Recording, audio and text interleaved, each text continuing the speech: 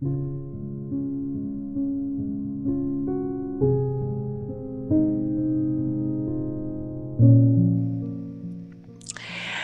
war bei der Geburt meiner zweiten Tochter.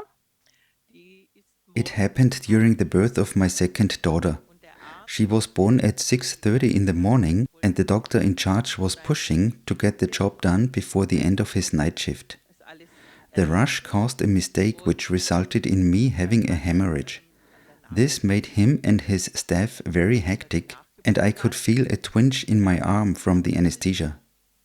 Then I suddenly found myself up on the ceiling, watching the whole situation from above. I felt very serene in that state, but was a bit puzzled too. I asked myself, what's going on here? If my body's down there, why I'm up here on the ceiling? I was watching everything in the room and, on the one hand, found it interesting what they were doing and how it all worked.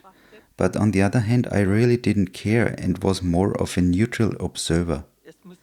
Then I moved into the next room because I heard a child crying, and it was my daughter. She was being taken care of in this room. I was observing this too, but I was again here pretty neutral, as if it didn't concern me. Suddenly the ceiling opened above me, and I was lifted up through a type of tunnel. It was so nice and I was really able to enjoy it.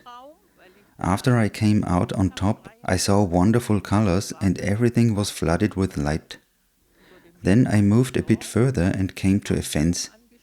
Behind the fence there was a meadow with flowers where some beings were moving around. And they were all so happy, so full of joy and amused. There was also a wonderful aroma. It was just indescribably beautiful there. I wanted to get over past the fence, but then a voice came to me telepathically saying, "Stop." In this moment I saw my grandma sitting on a beautiful swing, surrounded by flowers. She was swinging and was happier than I had ever seen her on earth. She said to me, "You are not allowed to stay here." So I wanted to argue with her because my only wish was to just stay there. If I could have stayed, I wouldn't have hesitated one single second. But she told me that it wasn't my time yet and that I still had many tasks. Right when she said that, it pulled me back and I was in my body again. Then I saw the doctor's face above me and he said, "Well, my goodness, that was close." I allegedly said to him next, "You asshole." I couldn't remember this, but the staff told me later. I remember though that I was upset at having to come back and I felt as if the doctor had ripped me out of that paradise. I desperately wanted to stay there with my grandma. It was incredibly beautiful at that fence. I was so free of everything, from every burden. It was so beautiful and light, but my grandma made it clear to me that there was nothing up for debate. I couldn't stay there and had to go back. And in that moment I was back in my body. Then I felt pain again and that wonderful state was suddenly gone. Then I went unconscious and 3 hours later I became conscious again. And the midwife said that I had suffered a cardiac arrest, blood loss and that it was a close call for me. I wanted to explain what I had experienced, but she brushed me off, said I was upset and should just keep it all to myself for now. Later the doctor complained to me about having called him an asshole and said that it's not nice to be called that, especially after having saved my life. I tried to explain to him too what had happened, but he also brushed me off and explained that it was because of the anesthesia, of which too big a dose had been administered. I tried to make it clear to him that I'd been seeing everything from above, everything he did, every detail, but he couldn't believe it. Then I even repressed it myself, but had already had a spiritual encounter with Jesus as a child, which made me ask why I keep experiencing these things. So I asked around and eventually came across the writings of Elisabeth Kübler-Ross. This made it clear to me that I wasn't at all alone with these experiences. It wasn't so extraordinary for me anymore, and I could accept it as something more or less normal. Eventually, I lost all fear of dying, the fear completely disappeared, and I wanted to share this with other people. It was also clear to me that things go on, and that only the body dies, but not the true self. In that state where I was at the fence with my grandma, it was clear to me that the earthly world exists. My body was down there lying, and my daughter too.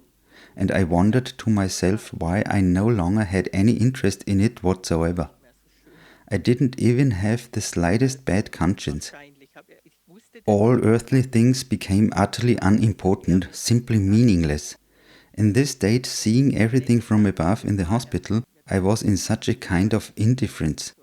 Yes, partly puzzled or curious, but all of it was with a measure of inner distance, as if it were just a movie which doesn't even concern me. Then, when I came to the end of the tunnel above, all earthly things became completely meaningless. I had known my grandma as a child, and we had a very good and intimate relationship. She was a very sensitive person, but I had never seen her so happy on earth like I did there in the other world. It was completely different on that side. And I was so delighted to see her so happy there. Later, I also had afterlife contact.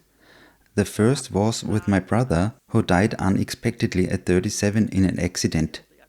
As he was lying in the coffin before the funeral back then, I went multiple times with my sister-in-law into the mortuary to view him. And one of the times I suddenly saw him completely visible standing next to the coffin. Then he said to me, "What are you all doing here again? Leave me in peace." That really shocked me. He obviously didn't want us constantly coming to him. Only later, when I started dealing with these things, did I learn that some souls really enjoy departing from this earthly world and want to have their peace from it immediately. I wanted to tell this to my sister-in-law too, but she couldn't believe it. 10 years later, I had an afterlife contact with my other brother. At the time of his death, I was living 200 miles away from him, when he or his spirit was suddenly standing next to me in my living room. It turned out that he wasn't so ready to die like my other brother.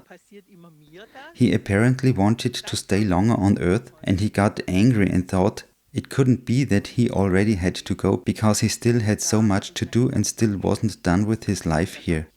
He wanted me to help him so that he could live longer here, but it overwhelmed me, and I told him it wasn't possible anymore and that his time was up.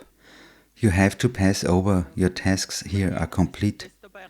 This happened several times over, where he kept returning, so I got help from a medium. This caused the apparitions to stop, and I could sense that my brother was able to pass over, which made me happy. 4 years after the death of my second brother, my dad died. This gave me the ability to come into that otherworldly state whenever I wanted, at the fence with the meadow where I had been back then during my near-death experience.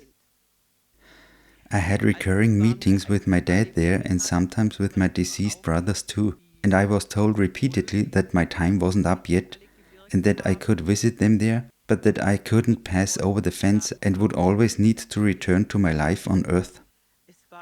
The ability to return to this disembodied state whenever I want is a very enriching part of my life.